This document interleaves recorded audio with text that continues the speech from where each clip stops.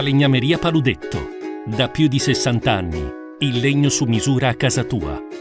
Ho avuto modo di annunciare prima, nel momento in cui ci siamo incontrati, Federica rappresenta un po' la valanga del parakarate nella nostra regione, nel senso che in un anno di attività lei ha conquistato cose che un anno fa nessuno avrebbe pensato potesse conquistare.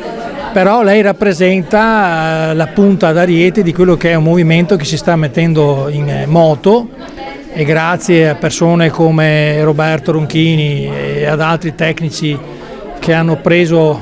passione per questo tipo di specialità, stiamo veramente come regione dando un esempio alla federazione, perché siamo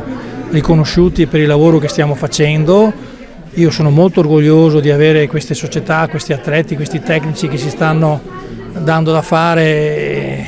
nel parakarate. Tra l'altro il parakarate è diventato disciplina paralimpica a tutti gli effetti, siamo riconosciuti dal CIP direttamente, quindi diciamo che il 2023 è stato un anno eccezionale che ricorderemo come momento di partenza. Abbiamo organizzato per la prima volta la fase regionale di qualificazione degli assoluti parakarate e karate assieme, quindi veramente tanta roba, e Federica sta portando avanti la bandiera con i suoi risultati,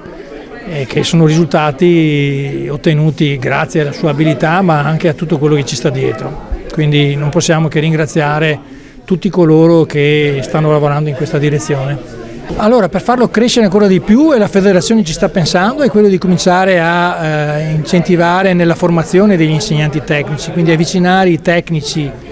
e specializzare i tecnici nell'insegnamento del parakarate, perché occorre una formazione particolare, disabilità nel settore non solo adulto ma anche nel settore giovanile ce n'è tantissima. Noi, lavorando con i progetti scuola in quest'ultimo anno, ce ne siamo accorti di quanto bisogno ci sarebbe di maggiore inclusione per questi atleti, che magari potenziali atleti, come diceva prima il presidente Ruggero Vinnai,